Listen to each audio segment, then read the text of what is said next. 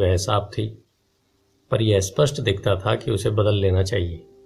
जब मैं संकरे living room में घुसा तो मेरा दम घुटने लगा था।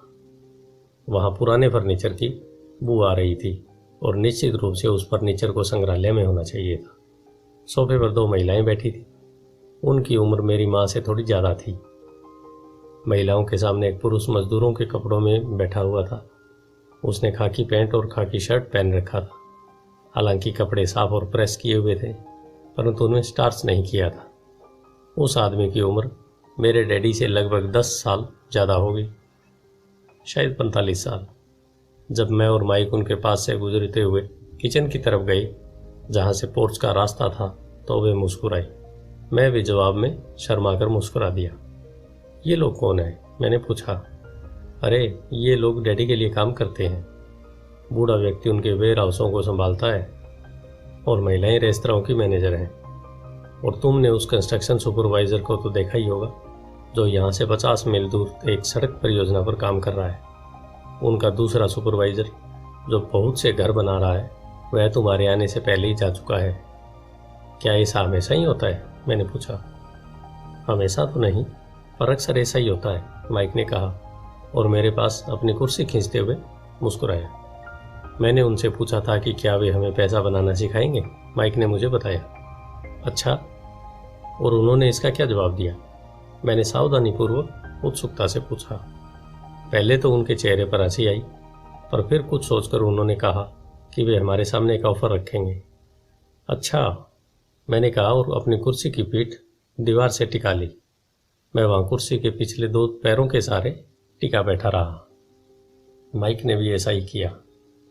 क्या तुम्हें पता है कि वे कौन सा ऑफर देने वाले हैं? मैंने पूछा। नहीं, पर हमें जल्दी इसका पता चल जाएगा। अचानक माइक के डैडी उस पुराने दरवाजे से घुसकर पोर्च में दाखिल हुए। माइक और मैं अपने पैरों पर कूद गए। आदर के कारण नहीं, बल्कि इसलिए कि हम चौंक गए थे। तो बच्चों, तैयार हो? माइक के डैडी ने एक कुर्सी हमारे पास खिसकाते हुए पूछा। हमने अपने सिर हिलाए और अपनी कुर्सियों को दीवार के पास से खींचकर उनके सामने रख लिया। वे एक विशाल शरीर के मालिक थे, लगभग 6 फीट ऊंचे और 200 पाउंड वजनी। मेरे डैडी इससे ऊंचे थे, लगभग इसी वजन के, और माइक के डैडी से 5 साल ज़्यादा बड़े। वे लगभग एक जैसे ही थे, हालांकि दोनों एक ही प्रजाति के नहीं थे। हो सकता है कि उनकी ऊर्जा एक सी हो। माइक का कहना है कि तुम पैसा कमाना सीखना चाहते हो। क्या यह सही है, रॉबर्ट? मैंने तत्काल सहमति में अपना सिर हिलाया, हालांकि मुझे थोड़ा सा डर भी लग रहा था। उनके शब्दों और मुस्कुराहट के पीछे बहुत ताकत थी। अच्छा, यह रहा मेरा ऑफर। मैं तुम्हें सिखाऊंगा, परंतु मैं ऐसा क्लासरूम की शैली में नहीं करूंगा। अगर तुम मेरे लिए काम करोगे तो इसके बदले में मैं तुम्हें सिखाऊंगा। अगर तुम मेरे लिए काम नहीं करोगे तो मैं तुम्हें नहीं सिखाऊंगा। अगर तुम काम करते हो तो मैं तुम्हें ज़्यादा तेज़ी से सिखा सकता हूँ, और अगर तुम सिर्फ बैठकर मेरी बातें सुनते हो, जैसा कि तुम लोग स्कूल में करते हो, तो इससे मेरा समय बर्बाद होगा। यह मेरा ऑफर है। इसे या तो मान लो या फिर वापस लौट जाओ। क्या मैं आपसे पहले एक सवाल कर सकता हूँ? मैंने पूछा। नहीं, इसे या तो मान लो या फिर वापस लौट जाओ। मेरे पास बर्बाद करने के लिए फालतू समय नहीं है। अभी ढेर सा काम पड़ा है। अगर तुम में तत्काल फैसला करने की क्षमता नहीं है तो तुम कभी पैसा बनाना नहीं सीख पाओगे। मौके आते हैं और चले जाते हैं, इसलिए तत्काल निर्णय लेने की क्षमता एक महत्वपूर्ण कला है। तुमने जैसा चाहा था वैसा एक मौका तुम्हारे सामने मौजूद है। अगले 10 सेकंड में या तो पढ़ाई चालू हो जाएगी या फिर यह हमेशा के लिए ख़त्म हो जाएगी। माइक के डैडी ने चिढ़ने वाली मुस्कुराहट के साथ कहा। मंजूर, हम दोनों ने कहा। बहुत बढ़िया, माइक के डैडी ने कहा। 10 मिनट में मिसेज मार्टिन आ जाएंगी। उनसे बातें करने के बाद मैं तुम्हें उनके साथ भेज दूंगा और तुम लोगों का काम शुरू हो जाएगा। मैं तुम्हें 1 घंटे के 10 सेंट दूंगा और तुम हर शनिवार 3 घंटे काम करोगे। पर आज तो मेरा सॉफ्टबॉल का मैच है, मैंने कहा। माइक के डैडी ने अपनी आवाज़ को धीमा परंतु कड़क करके कहा, या तो मान लो या फिर वापस लौट जाओ। मान लिया, मैंने जवाब दिया। सॉफ्टबॉल खेलने के बजाय काम करने और सीखने का विकल्प चुनने में ही समझदारी थी। शनिवार की खुशनुमा सुबह 9 बजे माइक और मैं मिसेज मार्टिन के साथ काम कर रहे थे। वे एक दयालु और धैर्यवान महिला थी। वे हमेशा कहा करती थी कि माइक और मुझे देखकर उन्हें अपने दोनों बच्चों की याद आ जाती है, और अब वे बड़े हो गए थे तथा दूर चले गए थे। हालांकि वे दयालु थी, परंतु वे कड़ी मेहनत में भरोसा करती थी और इसलिए वे हमें हमेशा काम में जुटाई रखती थी। वे बहुत कड़क मैनेजर थी। हम 3 घंटे तक डिब्बाबंद सामानों को सेल्फ पर से उतारते थे, उनकी धूल साफ करते और फिर उन्हें करीने से जमाते थे। यह बड़ी मेहनत का काम था और बोरियत का भी। माइक के डैडी को मैं अपना आमिर डैडी कहता हूँ। उनके पास इस तरह के 9 सुपरेस्ट थे जहाँ पार्किंग के लिए बहुत सी जगह थी। वे 7-Eleven कन्वीनियंस स्टोर के शुरुआती संस्करण थे। पड़ोस के जनरल स्टोर जहाँ लोग दूध, ब्रेड, बटर और सिगरेट जैसी चीज़ें खरीदते थे। समस्या यह थी कि हवाई में एयर कंडीशनिंग नहीं थी और गर्मी के कारण स्टोर्स अपना दरवाज़ा बंद नहीं कर सकते थे। स्टोर के दोनों ओर दरवाज़ों को पूरा खुला रखा जाता था ताकि सड़क और पार्किंग की जगह सामने दिखती रहे।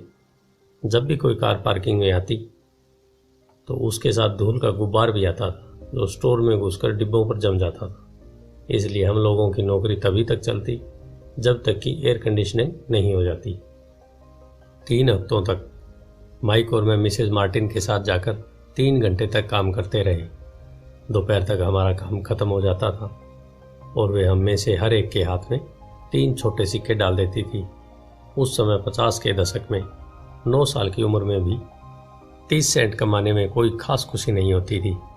तब कॉमिक्स की कीमत 10 सेंट हुआ करती थी, इसलिए मैं अपनी कमाई को कॉमिक्स पर खर्च कर देता था और घर लौट जाता था। चौथे हफ्ते के बुधवार तक मैंने काम छोड़ने का मन बना लिया था। मैं सिर्फ इसलिए काम करने के लिए तैयार हुआ था क्योंकि मैं माइक के डैडी से पैसा कमाना सीखना चाहता था।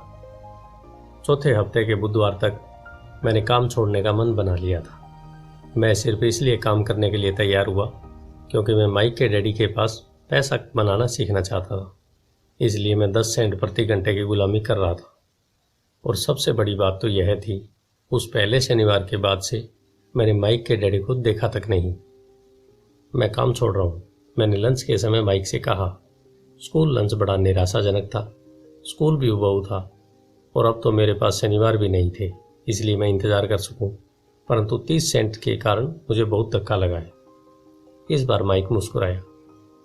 तुम किस बात पर हंस रहे हो? मैंने गुस्से और कुंठा से पूछा। डैडी ने कहा था कि ऐसा ही होगा। उन्होंने कहा था कि जब तुम काम छोड़ने का फैसला कर लो तब वे तुमसे मिलना चाहेंगे। क्या? मैंने आवेश में पूछा। क्या वे मेरे उकता जाने का इंतजार कर रहे थे? कुछ माइक ने कहा। मेरे डैडी जरा अलग किस्म के थे। उनका सिखाने का तरीका तुम्हारे डैडी के पढ़ाने के तरीके से बिल्कुल अलग है। तुम्हारे मम्मी डैडी बहुत बातें करते हैं, दूसरी तरफ मेरे डैडी बहुत कम बोलते हैं। तुम सिर्फ इस शनिवार तक इंतज़ार कर लो, मैं उन्हें बता दूं कि तुमने काम छोड़ने का फैसला कर लिया है। इसका मतलब यह है कि मेरे साथ नाटक खेला गया है। नहीं, ऐसा नहीं हुआ है, पर शायद हो सकता है। डैडी शनिवार को इसे समझाएंगे। मैं उनका सामना करने के लिए तैयार था। यहाँ तक कि मेरे असली डैडी भी उनसे नाराज़ थे। मेरे असली डैडी, जिन्हें मैं गरीब डैडी कहता हूँ, यह मानते थे कि मेरे अमीर डैडी बाल श्रम कानूनों का उल्लंघन कर रहे थे और इस पूरे मामले की जांच होनी चाहिए। मेरे पढ़े लिखे गरीब डैडी ने मुझसे यह कहा कि मैं अच्छी तनख्वाह मांगूं, कम से कम 25 सेंट प्रति घंटा। मेरे गरीब डैडी ने मुझसे कहा कि अगर मेरी तनख्वाह नहीं बढ़ती तो मुझे तत्काल नौकरी छोड़ देनी चाहिए, और वैसे भी तुम्हें इस घटिया काम की ज़रूरत नहीं है, मेरे गरीब डैडी ने झल्लाकर कहा। शनिवार को सुबह 8 बजे मैं एक बार फिर माइक के घर में उसी पुराने दरवाजे के अंदर घुस रहा था। कुर्सी पर बैठो और लाइन में इंतज़ार करो, माइक के डैडी ने मेरे घुसते ही कहा। फिर वे अंदर जाकर अपने छोटे से ऑफिस में बैठ गए जो बेडरूम के पास था। मैंने कमरे के चारों तरफ देखा, परंतु मुझे माइक नहीं दिखा। अजीब सा महसूस करते हुए मैं उन्हीं दोनों महिलाओं के बगल में बैठ गया जो मुझे 4 हफ्ते पहले वहीं पर मिली थी। वे मुस्कुराई और सोफे पर थोड़ी सी खिसक गई ताकि मैं भी बैठ सकूं। 45 मिनट गुजर गए थे और मैं उबल रहा था। दोनों महिलाएं उनसे मिलकर तकरीबन 30 मिनट पहले वहां से जा चुकी थी। एक बूढ़ा सा आदमी वहाँ 20 मिनट तक बैठा और फिर वह भी निकलकर चला गया। घर खाली था और हवाई में खुशनुमा सुबह को मैं सीलन भरे अंधेरे लिविंग रूम में बैठा हुआ था और इस बात का इंतज़ार कर रहा था कि एक लालची और बच्चों का शोषण करने वाला आदमी मुझसे बातें करे। मैं सुन सकता था कि वे फ़ोन पर बातें कर रहे थे, ऑफिस में इधर उधर के काम कर रहे थे और मुझे नज़रअंदाज कर रहे थे। मेरी इच्छा तो हो रही थी कि मैं उस घमंडी आदमी से बिना मिले ही घर लौट जाऊं, पर किसी वजह से रुक गया। आखिर 15 मिनट बाद ठीक 9 बजे अमीर डैडी अपने ऑफिस से बाहर निकले। बिना कुछ कहे उन्होंने हाथ से मुझे इशारा किया कि मैं उनके दड़बे नुमा ऑफिस में आ जाऊं। अमीर डैडी ने ऑफिस की कुर्सी में बैठते हुए कहा, या तो तुम्हारी तनख्वाह बढ़ाई जाए या तुम काम छोड़ रहे हो, है ना? हाँ, समझौते के मुताबिक आप अपनी शर्त पूरी नहीं कर रहे हैं, मैंने लगभग आंसुओं से भीगे स्वर में कहा। 9 साल के बच्चे के लिए एक वयस्क का सामना करना बहुत ज़्यादा डरावना था। आपने कहा था कि अगर मैं आपके लिए काम करूंगा तो आप मुझे पैसा कमाना सिखाएंगे। अपनी तरफ से मैंने आपके लिए काम किया है, मैंने कड़ी मेहनत की है। इस काम के लिए मैंने अपने बेसबॉल गेम की भी कुर्बानी दी है और अब आप अपने वादे से मुकर रहे हैं। आपने मुझे कुछ भी नहीं सिखाया। आप धोखेबाज हैं, जैसा शहर के सभी लोग कहते हैं। आप लालची हैं, आप केवल पैसा कमाना चाहते हैं और अपने कर्मचारियों का बिल्कुल ध्यान नहीं रखते। आपने मुझे इतनी देर तक बाहर बिठाए रखा और मेरी जरा भी इज्जत नहीं की। मैं एक छोटा सा बच्चा हूँ और आपको मेरे साथ इससे बेहतर बर्ताव करना चाहिए था। अमीर डैडी अपनी कुर्सी में पीछे झुक गई। अपने हाथों को ठुड्डी तक लाकर उन्होंने मुझे घूरा। ऐसा लग रहा था जैसे वे मेरा विश्लेषण कर रही हूँ। बुरा नहीं है, उन्होंने कहा। 1 महीने से भी कम समय में तुम वही भाषा बोल रही हो जो मेरे ज़्यादातर कर्मचारी बोलते हैं। क्या? मैंने पूछा। मैं समझ नहीं पा रहा था कि वे क्या कह रहे थे और इसलिए मैंने अपना दुखड़ा रोना चालू रखा। मुझे लगता था कि आप अपने वादे पर कायम रहेंगे और मुझे कुछ सिखाएंगे। इसके बजाय आप तो मुझ पर अत्याचार करना चाहते हैं। यह तो जुल्म है, सरासर जुल्म। मैं तुम्हें सिखा तो रहा हूँ, डैडी ने धीमे सी आवाज़ में कहा। आपने मुझे क्या सिखाया? कुछ भी नहीं, मैंने गुस्से में कहा। एक बार मैं चंद सिक्कों में काम करने के लिए तैयार हो गया, उसके बाद तो आपने मुझसे बात तक नहीं की। 10 सेंट प्रति घंटे। मैं आपकी शिकायत सरकार से करूँगा। हमारे देश में भी बाल श्रम कानून है। आप तो जानते ही हैं कि मेरे डैडी सरकार के लिए काम करते हैं। शाबाश, अमीर डैडी ने कहा। अब तुम उन ज़्यादातर लोगों की भाषा बोल रहे हो जो कभी मेरे लिए काम करते थे। वे लोग जिन्हें या तो मैंने नौकरी से निकाल दिया या जिन्होंने खुद ही नौकरी छोड़ दी। तो इस बारे में आपको क्या कहना है?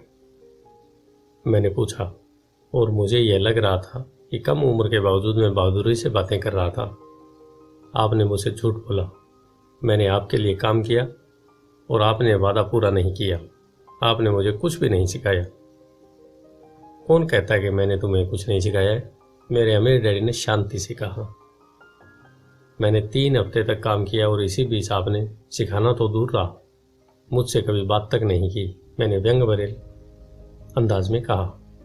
क्या सिखाने का मतलब केवल भाषण या बातचीत ही होता है? अमीर डैडी ने पूछा। और क्या, मैंने जवाब दिया। इस तरह से वे तुम्हें स्कूल में सिखाते हैं?